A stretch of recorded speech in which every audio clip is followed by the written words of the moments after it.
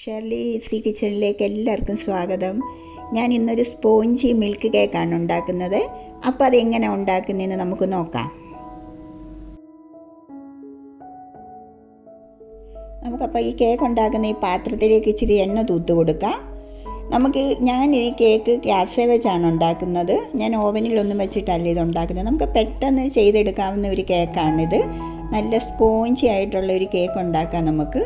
അപ്പം നമുക്ക് നോക്കാം എങ്ങനെ ഇതുണ്ടാക്കുന്നതെന്ന്.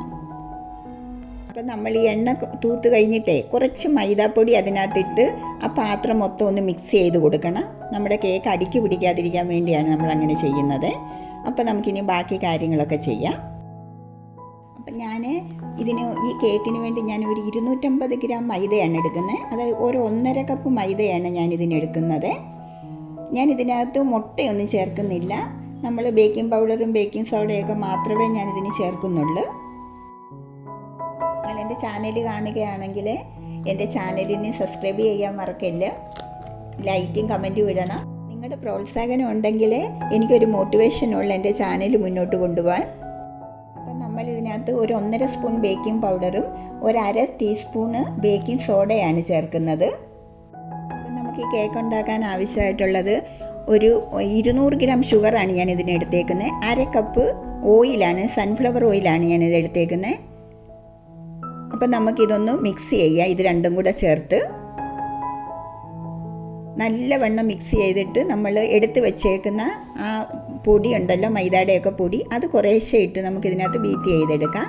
അതിൻ്റെ കൂടെ ഞാൻ 1/2 ലിറ്റർ പാലാണ് ഇതിന് വേണ്ടി എടുത്തേക്കുന്നത്. ആ പാലൊഴിച്ച് നമ്മളിത് നല്ല സ്മൂത്തായിട്ട് നമ്മളിത് കറക്കിയെടുക്കണം. കുറേശ്ശെ പാലൊഴിച്ച് കൊടുത്തിട്ട് വേണം നമ്മളിത് ബീറ്റ് ചെയ്തെടുക്കേണ്ടത്. ഇപ്പം ഞാൻ ഇതിനകത്ത് ഇടാൻ വേണ്ടി ഞാൻ ഒരു കപ്പിനകത്ത് കുറച്ച് ടൂട്ടി ഫ്രൂട്ടി എടുത്ത് വെച്ചിട്ടുണ്ട്. അത് ഒരു ഭംഗിയാണ് അതിനകത്ത് ഇടുന്നത്. കടിക്കാനൊക്കെ കിട്ടും നമ്മൾ ആ കേക്ക് കഴിക്കുമ്പോൾ. അപ്പോൾ അതിനു വേണ്ടിയാണ് ആ ടൂട്ടി ഫ്രൂട്ടി ഇടുന്നത്. വേറെ പ്രത്യേകിച്ച് അതിനകത്ത് നമ്മളൊന്നും ചേർക്കുന്നില്ല. അപ്പം ഞാൻ ആ എടുത്ത് വെച്ചേക്കുന്ന മൈദയെല്ലാം ഞാൻ ഇതിനകത്ത് ഇട്ടിട്ടുണ്ട്. നമ്മുടെ പാലും എല്ലാം കൂടെ ചേർത്ത് ഞാനിത് നല്ലവണ്ണം മിക്സ് ചെയ്യുവാണ്.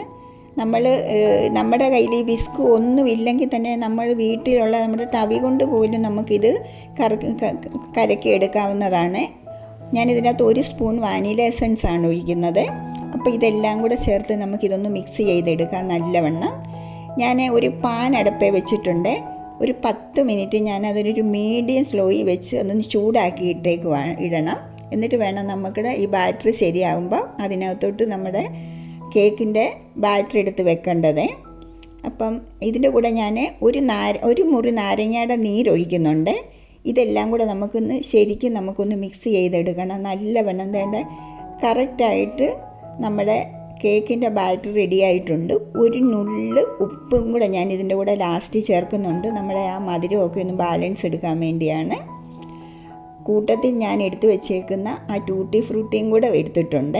അപ്പോൾ ഇതെല്ലാം കൂടെ നമുക്കൊന്ന് മിക്സ് ചെയ്തിട്ട് നമ്മുടെ കേക്കിൻ്റെ ആ ടിന്നിലേക്ക് നമുക്ക് ഈ മാവ് ഒഴിച്ച് കൊടുക്കാം. എന്നിട്ട് നമ്മളത് 2-3 പ്രാവശ്യം നമ്മളതൊന്ന് ശരിക്കൊന്ന് ടാപ്പ് ചെയ്ത് കൊടുക്കണം. അതിൻ്റെ അകത്ത് എയറൊക്കെ ഉണ്ടെന്നുണ്ടെങ്കിൽ ഒന്ന് പോകുന്നതിന് വേണ്ടിയാണ്.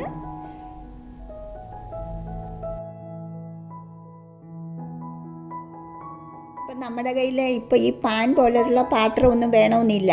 നമ്മുടെ വീട്ടിലുള്ള ചരുവം അങ്ങനെയൊക്കെയുള്ള പാത്രത്തിൽ വെച്ച് നമുക്കിതുണ്ടാക്കാം. അതിനകത്ത് എന്തെങ്കിലും ഒരു ചെറിയ കുഞ്ഞു പ്ലേറ്റൊക്കെ എടുത്ത് വെച്ചാൽ മാത്രം മതി. അതിൻ്റെ പുറത്ത് നമുക്ക് കേക്കിൻ്റെ ബാറ്റർ എടുത്ത് വെച്ച് നല്ല അടപ്പുള്ള ഒരു പാത്രമാണെന്ന് മാത്രം മതി. അപ്പം നമ്മുടെ കേക്ക് അങ്ങനെ റെഡി ആയിട്ടുണ്ട്. അപ്പം നമുക്കിതൊന്ന് നോക്കാം. എനിക്ക് ഈ കേക്ക് ഉണ്ടാക്കാൻ വേണ്ടി 35 മിനിറ്റാണ് എടുത്തിട്ടുള്ളത്. നല്ല പഞ്ഞി പോലത്തെ നല്ല സോഫ്റ്റ് ആയിട്ടുള്ളൊരു കേക്കാണിത്.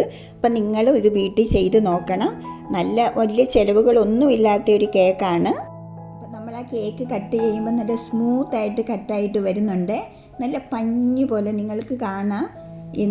എന്ത് സോഫ്റ്റായിട്ടാണ് കേക്ക് ഇരിക്കുന്നത് അറിയുമോ. നല്ല ടേസ്റ്റ് ആയിട്ടുള്ളൊരു കേക്കാണ്. അപ്പോൾ നമുക്ക് ഒരു ദിവസത്തെ 4 മണിക്കത്തെ ചായയുടെ കൂടെ നമ്മുടെ ഇങ്ങനത്തെ ഒരു കേക്കാവട്ടെ, ടീ കേക്ക് മാതിരി നമുക്ക് ചായയുടെ കൂടെ കഴിക്കാം. നാളെ നമുക്ക് മറ്റൊരു വീഡിയോ ആയിട്ട് കാണാം. ബൈ.